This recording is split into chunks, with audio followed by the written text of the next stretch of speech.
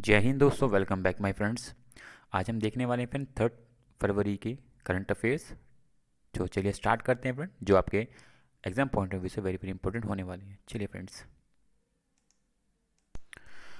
Question number first important. किस दिन भारतीय तटरक्षक बल के 40वें स्थापना दिवस के रूप में मनाया गया है? तो किस दिन को बनाया गया है फ्रेंड्स?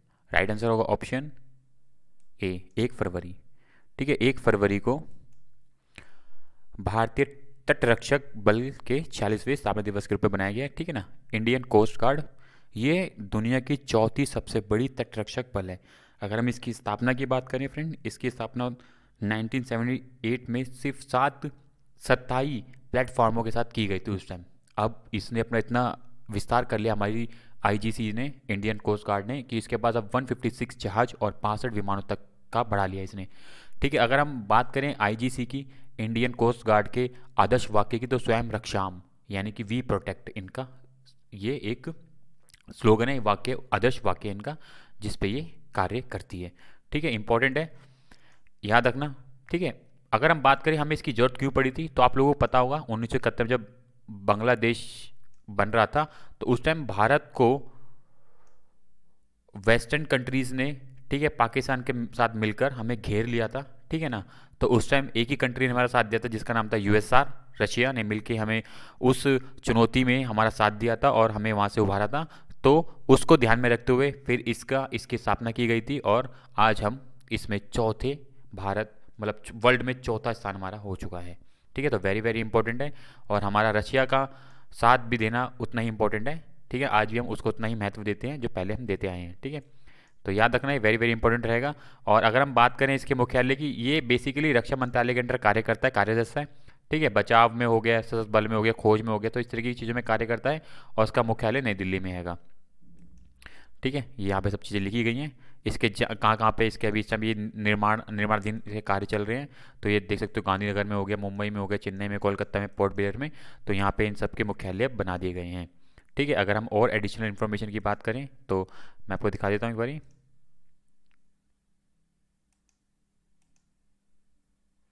आप देख सकते हो इसके कार्य क्या क्या इंपॉर्टेंट कार्य हैं। तस्करी को रोकना, सहायता प्राप्त करना, सहायता दिलवाना, समुद्री सुरक्षा से हो गया। ठीक है, इन सब चीज़ों पे आपदा प्रबंधन से भूमिका, जैसे कहीं बाढ़ वगैरह होगी तो उस सब में ये कार्यरत करती है। तो ये इंपॉर्टेंट है हमारे लिए आईजीसी। ठीक है ना, इसका एक इंपॉर्टेंट रोल है हमारे देश के अंदर। ठीक है फ्रेंड, चलते हैं नेक्स्ट क्वेश्चन की तरफ। क्वेश्चन नंबर सेकंड देख लेते हैं friend, very important question, question number second. ये भी दिन से रिलेटेड है। किस दिन विश्व आर्द्रभूमि दिवस मनाया जाता है? तो वर्ल्ड वेटलैंड डे किस दिन मनाया जाता है? तो राइट आंसर होगा ऑप्शन बी, 2 फरवरी को। ठीक है, 2 फरवरी को हम वर्ल्ड वेटलैंड डे बनाते हैं। ठीक है, इसका अपना महत्व है। 2 फरवरी को विश्व आर्द्रभूमि दिवस मनाया जाता है। इसका उद्देश्य है ग्लोबल वार्मिंग का सामना करने में आर्द्रभूमि जैसे दलदल तथा मैंग्रोव के महत्व के बारे में जागरूक करना है। ठीक है, एक्सेसिव मतलब कार्बन डाइऑक्साइड को ये ऑब्जर्व करने की इसकी अंदर क्षमता होती है। तो ना, इसलिए इन चीज़ों को आजकल भारत सरकार बहुत ज़्यादा बढ़ावा देती है। ठीक है ना, जहाँ पे भी आपको वेटलैंड लैंड दिखेंगे तो उनको प्रोटेक्ट करने का कार्य किया जाता है, और इसी को ध्यान में रखते हुए वर्ल्ड वेटलैंड डे बनाया जाता है। ठीक है, जैसे यहाँ पे लिखा भी है, उदाहरण के लिए, अगर दलदली कोई भूमि कि केवल कई भूमि केवल 3% हिस्से पर फैला होता है ये। ठीक है ना, कई भूमि में जगह जगह 3-3% के हिस्से में फैला रहेगा, परंतु यह विश्व भर सभी वनों के मुकाबले दोगुनी मात्रा में कार्बन को अवशोषित करने में क्षमता रखता है। सबसे इंपॉर्टेंट है कि और भी अगर हम बात करें पेड़ पौधों से, तो ये 2 गुनी मात्रा ज़्यादा ये कार्बन डाइऑक्साइड को ये अवशोषित कर लेता है। ठीक है, आपके लिए एक इंपॉर्टेंट फैक्ट ये रहेगा कि ये याद रखना, 2 फरवरी 1971 को ईरान के शहर रामसर कन्वेंशन पर हस्ताक्षर किए गए थे। ठीक है ना, ये इंपॉर्टेंट रहेगा। तो ये इन जो कन्वेंशन था 2 फरवरी 1971 में ईरान में हुआ था, रामसर में। ये वेरी इंपॉर्टेंट फैक्ट रहेगा। ठीक है ना, यहाँ से कई बार एग्जाम में क्वेश्चन आया हुआ है। ठीक है, तो ये याद रखना इंपॉर्टेंट फैक्ट रहेगा एग्जाम पॉइंट ऑफ व्यू से। ठीक है, यहाँ पे उद्देश्य भी लिखा गया इसका। तो चलते हैं फ्रेंड नेक्स्ट क्वेश्चन की तरफ। क्वेश्चन नंबर सेकंड देख लेते हैं फ्रेंड। क्वेश्चन नंबर सेकंड है, थर्ड है, किस सेवा के तहत 1 फरवरी 2022 से दवाओं की होम डिलीवरी शुरू की जाएगी? तो फ्रेंड राइट आंसर होगा ऑप्शन सी, से हार्ट के थ्रू अब दवाइयों की होम डिलीवरी अब की जाएगी। ठीक है, ये रक्षा मंत्रालय के द्वारा चलाएगी एक ये सेवा है जो 2021 मई 2021 में इसको राजनाथ सिंह द्वारा लॉन्च किया गया था और फाइनली इसकी अब शुरुआत हो चुकी है। तो से हार्ट रक्षा मंत्रालय की सेवा टेली कंसल्टेंसी सेवा है जिससे सभी सभी हकदार कर्मियों और उनके परिवारों के लिए डिज़ाइन किया गया है। ठीक है ना। अगर हम से हार्ट की फुल फॉर्म की बात करें, याद रखना ये जरूर पूछ ली जाएगी, services e health assistant and tele consultants. ठीक है, तो इम्पोर्टेंट है, ये ध्यान रखना। ठीक है, रक्षा मंत्रालय के द्वारा ये सेवा चालू की गई है मई 2021 में। ठीक है, ये इसकी फुल फॉर्म याद रखना। ठीक है, अगर हम बात करें कुछ एडिशनल इन्फॉर्मेशन की, तो ये देख सकते हो यहाँ पे इसकी एडिशनल कुछ इन्फॉर्मेशन यहाँ पे लिखी गई है। ठीक है ना। सह योजना के बारे में बताया गया है। सेहत स्टेप होम ओपीडी एक मरीज से डॉक्टर की प्रणाली है जो रोगी को स्मार्टफोन, लैपटॉप, डेस्कटॉप या टैबलेट का उपयोग करके इंटरनेट के माध्यम से दूर डॉक्टर से परामर्श कर सकता है। ठीक है ना। अब आपको जरूरत नहीं कि डॉक्टर के पास ही जाएं, आप इस एप्लीकेशन के माध्यम से आप डायरेक्टली ओपीडी जैसी सुविधाएं होती हैं वैसा ही आप डायरेक्टली डॉक्टर से कहीं दूर बैठे हुए भी इस सुविधा का आप लाभ उठा पाएंगे। ठीक है, तो इसका मेन पर्पस यही है कि दूर दूर दराजों में जो गांव में लोग बैठे हैं, अगर उनके पास सुविधा है इंटरनेट की, तो वो डायरेक्टली एम्स तक के डॉक्टर से अगर वो चाहें तो सीधी संवाद कर सकते हैं और अपनी बीमारी के बारे में उनको बता सकते हैं। ठीक है फ्रेंड्स, तो एक वेरी वेरी इंपॉर्टेंट एप्लीकेशन है, बहुत ही इंपॉर्टेंट रहेगी। आने वाले समय में इसका उपयोग लोग करेंगे तो उनको काफ़ी फ़ायदा होने वाला है। ठीक है फ्रेंड्स, तो चलते हैं नेक्स्ट क्वेश्चन की तरफ। क्वेश्चन नंबर नेक्स्ट देख लेते हैं friend very very important world affair से क्वेश्चन है। चीन सरकार ने हाल ही में किस देश पर आयात प्रतिबंध लगा दिया है? ठीक है, देखो चीन ने आयात प्रतिबंध लगा दिया है। ठीक है, उनका माल अब इस कंट्री में नहीं आएगा चीन में। तो वो कौन सी कंट्री है फ्रेंड? राइट आंसर होगा option C, Lithuania. Lithuania country के ऊपर चीन ने आयात प्रतिबंध लगा दिया है। क्यों लगा दिया है? क्योंकि इसने ताइवान को एक स्वतंत्र राज्य के रूप में मान्यता दी थी और इसका एक ताइवान का कार्यालय वहाँ पे खोल दिया था। तो इसलिए अब चीन ने लिथुआनिया पे आयात प्रतिबंध लगा दिया है, जो कि पता नहीं उसका तो क्या ही कर सकते चीन का, पर चीन ने ये काम कर दिया जिसमें अब लिथुआनिया कोई भी माल, कच्चा माल या कोई भी ऐसा माल डायरेक्टली अब नहीं निर्यात या आयात नहीं कर पाएगा चीन में। ठीक है, तो इस तरीके का इंसिडेंट हुआ है। यूरोपियन कंट्रियों को भी इसका मैप दिखा दूंगा। ठीक है ना, यहाँ पे इसकी लिथुआनिया की राजधानी लिखी हुई है, विनियास है। विनियास वहाँ की राजधानी है। वहाँ के प्रधानमंत्री इनग्रीडा, ठीक है, और वहाँ के राष्ट्रपति गीता नास वहाँ के राष्ट्रपति हैं। ठीक है, तो ये एक इंसिडेंट हुआ है जहाँ चीन ने आयात प्रतिबंध लगा दिया है लिथुआनिया के ऊपर। ठीक है, ठीक है। अब इससे ऐसे इंसिडेंट से क्या होता है कि दूसरी कंट्री पे इम्पैक्ट पड़ने लगता है। जैसे यूरोपीय संघ के मुद्दा बन चुका है, क्योंकि अब ये लिथुआनिया एक यूरोपियन कंट्री का सही है कंट्री का देश है। और उसके अंदर क्या हो रहा है कि अब जो ये लिथुआनिया पर आयात जो प्रतिबंध लगाए गए हैं उसमें क्या हो रहा है कि जर्मनी और फ्रांस पर इसका असर पड़ने लगा। क्यों? क्योंकि जर्मनी और फ्रांस ऑटोमेटिक आपूर्ति काफ़ी हद तक प्रभावित हुई है। क्यों? क्योंकि वे अपने निर्यात लिथुआनिया के माध्यम से भेजते थे। अब इसी के ऊपर उन्होंने प्रतिबंध लगा दिया, तो अब ये क्या होगा, इन पे इम्पैक्ट आएगा। ठीक है ना। 27 कंट्री हैं कहाँ पे? यूरोपीय यूनियन में।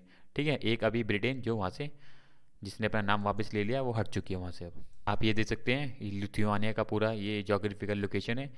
ठीक है, यहाँ पे ये अपनी पोलैंड से साथ कंट्री साझा करती है, बाउंड्री साझा करती है यहाँ पे बेलारूस से, और यहाँ पे लटविया से अपनी बाउंड्री साझा करती है। ये बाल्टिक सी का एक देश है, देख सकते हो यहाँ बाल्टिक सी लिखा है। ये इंपॉर्टेंट लोकेशन रहेगी, जोग्राफिकल लोकेशन है। ठीक है, याद रखना ये लोकेशन काफ़ी इंपॉर्टेंट रहती है। ठीक है फ्रेंड्स, आप देख सकते हो वर्ल्ड मैप में आपको दिख रहा होगा ना, ये यूरोपियन कंट्री में, तो ये इस जगह पड़ता है। ठीक है, चलते फिर नेक्स्ट क्वेश्चन की तरफ। फ्रेंड क्वेश्चन नंबर 5, निम्नलिखित में से किस मंत्रालय ने हाल ही में फार्मास्यूटिकल क्षेत्र में नवाचार और अनुसंधान की खोज करने के लिए या कुछ नए खोज करने के लिए सुविधा के लिए नाइपर रिसर्च पोर्टल लॉन्च किया है? कौन सा मंत्रालय ने इसको लॉन्च करा है? तो राइट आंसर होगा ऑप्शन डी, रसायन मंत्रालय ने नाइपर रिसर्च अनुसंधान को अब पोर्टल को अब लॉन्च किया है, जिसमें अब नए नए फार्मास्यूटिकल के अंदर नए नए खोज की जा सकेंगी और नए नए जो भी ड्रग्स से रिलेटेड जो भी दवाइयाँ होंगी उसको बनाया जा सकेगा। ठीक है, तो ये इंपॉर्टेंट रहेगा। ठीक है, याद रखना इंपॉर्टेंट है नाइपर। लॉन्च को रासायनिक मंत्रालय ने इसको नया इसको लॉन्च कर दिया है। ठीक है, इसके महत्व यहाँ पे लिखे गए हैं किस किस चीज़ों में इसका क्या किया जाएगा। जैसे कि यह पोर्टल उपयुक्त संगठनों के साथ संपर्क करने में शोधकर्ताओं की सहायता करेंगे। ठीक है, नई नई खोज करने में ये सहायता करने वाला है। ठीक है, ये पोर्टल दवाओं उद्योगों में तो विकास करेगा ही करेगा। तो इस तरीके से जो मेडिकल लाइन में जो चीज़ें होंगी उसमें ये काम करने वाला है। और नए देश के अंदर मतलब जैसे हम जनरली बाहरी देशों में देखते थे कोई भी नई मेडिसिन आती थी, अब ये हमारे देश के अंदर भी इन चीज़ों का काम होगा। तो नई नई मेडिसिन का मतलब नवाचार होगा, अनुसंधान हो सकता है यहाँ पे। ठीक है फ्रेंड्स, ठीक है। तो यहाँ पे कुछ नाइपर के बारे में लिखा गया कि ये एक तो पहली बात तो राष्ट्रीय स्तर पे तो काम कर ही रही है। ठीक है ना, तो हर एक राज्य को जोड़ के और जो भी नए नए फार्मास्यूटिकल जो भी नई नई चीज़ें हो सकती हैं उनमें ये काम करेगी। और बेसिकली वर्तमान में ये अभी भारत में 7 शहरों में स्थित है ये, जैसे कि अहमदाबाद हो गया, हाजीपुर बिहार हो गया, गुवाहाटी असम हो गया, हैदराबाद तेलंगाना में हो गया, ठीक है ना, कोलकाता पश्चिम बंगाल, रायबरेली उत्तर प्रदेश में। ठीक है, इस जगह पर पंजाब महरौली में भी ये अपने काम कर रही है। तो ये इंपॉर्टेंट रहने वाला है, आने वाले समय में इसकी काफ़ी इंपॉर्टेंट रोल रहेगा हमारे देश के अंदर। ठीक है friends, very very important question, very very जरूर नोट डाउन करने का। 110% आपके एग्जाम में कहीं ना कहीं आने को देखने को जरूर मिलेगा। ठीक है ना, विश्व खेल एथलेटिक्स ऑफ द ईयर किसने जीता है? अगर आपको उनका नाम पता है तो आपको पता होगा ये कौन है। तो मैं आपको बताता हूँ, राइट आंसर होगा ऑप्शन, अगर आपको पता है तो option A, PR Sreejesh. PR Sreejesh ने इस वर्ल्ड खेल एथलेटिक्स ऑफ द ईयर इनको चुना गया है। ठीक है, तो आपके एग्जाम में ऐसे भी क्वेश्चन आ सकता है कि PR श्रीजेश किस खेल से संबंधित है, आपको पता होना चाहिए। हॉकी से संबंधित हैं, ये हॉकी खेलते हैं। ठीक है, तो अनुभवी भारतीय हॉकी गोलकीपर हैं ये। PR श्रीजेश ने अपने 2021 के प्रदर्शन के लिए प्रतिष्ठित विश्व खेल एथलेटिक्स ऑफ द ईयर जीता है। ये सेकंड भारतीय बने हैं। इससे पहले जो महिला थी उन्होंने जीता था, उनका नाम था रानी रामपाल, 2019 में इन्होंने जीता था। उसके बाद अब इन्होंने ये खिताब जीता है। तो वेरी वेरी इंपॉर्टेंट रहेगा। ठीक है, याद रखना, ये 110% आपके एग्जाम में मिलेगा। चाहे क्वेश्चन ऐसे आ सकता है कि ये कौन से खेल से संबंधित हैं, चाहे ये डायरेक्टली पूछ लें, पर ये आपको एग्जाम में जरूर देखने को मिलने वाले हैं। ठीक है फ्रेंड्स, तो याद रखना, वेरी इंपॉर्टेंट है ये। अब फ्रेंड, क्वेश्चन नंबर 7, वित्त मंत्री निर्मला सीतारमण ने 1 फरवरी को किस नाम का बजट पेश किया? ठीक है ना, याद रखना, ये क्वेश्चन पूछ सकते हैं आपसे। ठीक है, तो इस बार जो इसका नाम रखा गया था, growth oriented budget 2022-23। Very very important, option A.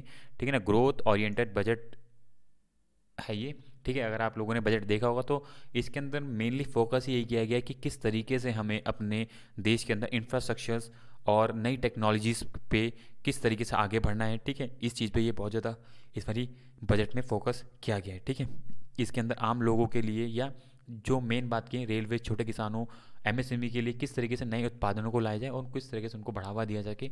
तो मेनली यही फोकस है कि किस तरीके से हम टेक्नोलॉजीज़ पे ज़्यादा फोकस करके इंफ्रास्ट्रक्चर को ज़्यादा डेवलप करके लोगों तक सप्लाई चेंज को बढ़ा सकें। ठीक है ना, रोड्स को कितनी जल्दी कैसे डेवलप कर सकें। तो इनका मेन फोकस इस बारी इसी पे रहा है। तो ग्रोथ ओरिएंटेड बजट इस बारी निर्मला सीतारमण ने पेश किया है। ठीक है, तो राइट आंसर होगा option A, growth oriented budget. Friend, question number 8 very very important. ठीक है ना, याद रखना, आर्थिक सर्वेक्षण 2021-22 के अनुसार कौन सा शहर भारत का स्टार्टअप राजधानी बन गया है? तो राइट आंसर होगा friend option C, Delhi. Delhi ने बेंगलुरु को पछाड़ते हुए इस खिताब को जीत लिया। तो वेरी इंपॉर्टेंट रहेगा, जो बच्चे DEET की तैयारी कर रहे हैं तो वो तो याद रखें, क्वेश्चन आपको एग्जाम में जरूर देखने को मिलेगा। ठीक है, वैसे भी आपको याद रखना है कि जो आर्थिक सर्वेक्षण के अंदर जो पेश किया गया था उसमें 21-22 में दिल्ली ने स्टार्टअप्स में सबसे ज़्यादा स्टार्टअप करके इसमें इसको अपने नाम कर लिया। ठीक है ना, दिल्ली ने बेंगलुरु को भारत का स्टार्टअप हब राजधानी के रूप में बदल दिया। ठीक है ना, पहले बेंगलुरु को बोलते थे स्टार्टअप हब, अब वहीं अब दिल्ली हो गया है। ठीक है, दिल्ली ने UK तक को पीछे छोड़ते हुए यूनिकॉर्न्स के अंदर ये स्थान प्राप्त कर लिया है। ठीक है, तो वेरी वेरी इंपॉर्टेंट रहेगा। अब हमारे देश के अंदर लोग स्टार्टअप पे फोकस दे रहे हैं। ठीक है ना कहीं लोग अब नए नए इन्वेंशन, नई नई चीज़ों को ला रहे हैं। तो जैसे कि आप देख ही रहे हो, तो बदलाव है, ये कुछ ना कुछ चीज़ें आपको देखने को मिलेगी। तो उसी में 21-22 के अंदर दिल्ली ने 5,000 से अधिक स्टार्टअप करके ये खिताब अपने नाम किया। तो याद रखना, 5,000 स्टार्टअप के साथ ये अपने नाम किया। उससे पहले बेंगलुरु के नाम था जो 2019 में 4,514 किए थे उसने। ठीक है, स्टार्टअप। तो वेरी वेरी इंपॉर्टेंट रहेगा, ये याद रखना एग्जाम पॉइंट ऑफ व्यू से। ठीक है फ्रेंड्स, क्वेश्चन नंबर 9, किस बैंक और पतंजलि आयुर्वेदिक लिमिटेड ने भारतीय राष्ट्रीय भुगतान निगम NPCI के साथ साझेदारी में crow bonded credit card launch किया है? तो कौन सी बैंक है जिसके साथ साझेदारी की गई है? तो राइट आंसर होगा option A, Punjab national bank के साथ साझेदारी करके अब पतंजलि ने को बॉन्डेड, याद रखना, को बॉन्डेड क्रेडिट कार्ड लॉन्च किया है, ठीक है ना, याद रखना पूरा यहाँ पे लिखा गया है। तो अब इन दोनों की सहायता से अब ये क्रेडिट कार्ड लॉन्च कर रहे हैं, ठीक है। अगर फ्रेंड इस कार्ड की लाभ की बात करें तो क्या होगा?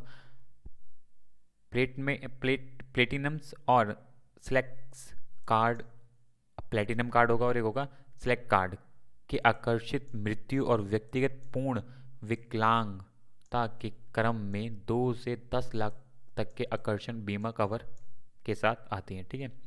प्लेटिनम कार्ड 25,000 रुपये से 5 लाख रुपए तक, ठीक है ना, और सेलेक्ट कार्ड 50,000 रुपये से 10 लाख की क्रेडिट सीमा प्रदान करता है। प्लेटिनम संस्करण में शामिल होने का शुल्क शून्य और 500 रुपये का वार्षिक शुल्क है, ठीक है। अगर इसको लेना चाहेंगे जो, तो शून्य शुल्क से 500 रुपये तक का है, जबकि चयन संस्करण में 500 का कम ज्वाइनिंग शुल्क और 750 का वार्षिक शुल्क है। पिछले वर्ष में प्रत्येक तिमाही में कम से कम एक बार कार्ड के उपयोग के मामले में वार्षिक शुल्क माफ़ कर दिया जाएगा, ठीक है ना। तो ये वेरी वेरी इंपॉर्टेंट रहने वाला है कार्ड, अगर जिसको भी होगा वो अपना मतलब ले सकता है, ठीक है। अगर हम पंजाब नेशनल बैंक की बात करें तो पंजाब नेशनल बैंक की स्थापना, सबसे पुराना बैंक भी बोल सकते हैं इसको, 1894 में इसकी स्थापना की गई थी, दिल्ली में इसकी स्थापना हुई थी, ठीक है ना। पंजाब नेशनल बैंक के एमडी और सीईओ अतुल कुमार गोयल, ठीक है। Punjab national bank tagline the Nemo you can bank open, ठीक है, the name you can bank open. Patanjali Ayurvedic limited की स्थापना 2006 में हुई थी, इसका मुख्यालय हरिद्वार में, रामदेव बाबा इनके संस्थापक हैं, ठीक है। यहाँ पे कुछ फैक्चुअल चीज़ें लिखी गई हैं दोनों के बारे में, याद रखना, ठीक है, पतंजलि और बैंक के बारे में, ठीक है फ्रेंड क्वेश्चन नंबर 10, किस बैंक ने सौर परियोजना के लिए सभी ऋण आवेदनों को संसाधित करने के लिए एक समर्पित केंद्रित प्रसंस्करण सेल सूर्य शक्ति लॉन्च, इंपॉर्टेंट क्या नाम है, सूर्य शक्ति लॉन्च किया है? तो फ्रेंड किसने किया है वो? तो राइट आंसर होगा ऑप्शन ए, भारतीय स्टेट बैंक ने, ठीक है। भारतीय स्टेट बैंक ने सूर्य परियोजना के लिए सभी ऋण आवेदनों को संसाधित करने के लिए एक समर्पित केंद्रीय प्रसंस्करण सेल सूर्य शक्ति लॉन्च किया है, ठीक है। भारतीय स्टेट बैंक ने टाटा पावर सेल्स सिस्टम के सहयोग से एक समर्पित केंद्रित प्रसंस्करण सेल सूर्य शक्ति लॉन्च किया है। सेल भारत भर से प्राप्त सौर परियोजनाओं के लिए सभी ऋण आवेदनों और संसाधित करेगी, ठीक है ना। जहाँ से भी इनके लिए जो भी सूर्य पैनल से लेकर या सूर्य शक्ति से रिलेटेड सोलर पैनल लगाएंगे उनके लिए ये लोन प्रोवाइड करेंगे, ठीक है ना। सेल को मुंबई के बेलाइड स्टेट में स्थापित किया गया है। Surya Shakti cell Tata power solar system limited द्वारा भारत भर के सौर परियोजनाओं के लिए सभी ऋण आवेदनों को संसाधित करेगी, ठीक है। अगर हम बात करें वहीं भारतीय स्टेट बैंक के बारे में तो उसका मुख्यालय आपको दिख रहा होगा, अध्यक्ष दिनेश कुमार हैंगे, इसका मुख्यालय मुंबई में है। और वहीं टाटा पावर की बात करें तो मुख्यालय मुंबई में और स्थापना 1989 में हुई थी, ठीक है, टाटा पावर सेल की, ठीक है ना। तो फ्रेंड ये 10th क्वेश्चन थे, इंपॉर्टेंट क्वेश्चन थे, ठीक है फ्रेंड्स। इस तरह के क्वेश्चन के लिए चैनल को सब्सक्राइब, बेल आइकन क्लिक करें ताकि आपको time to time important updates और करंट अफेयर्स मिलते रहें, ठीक है friend. Thank you for watching my video, bye, thank you.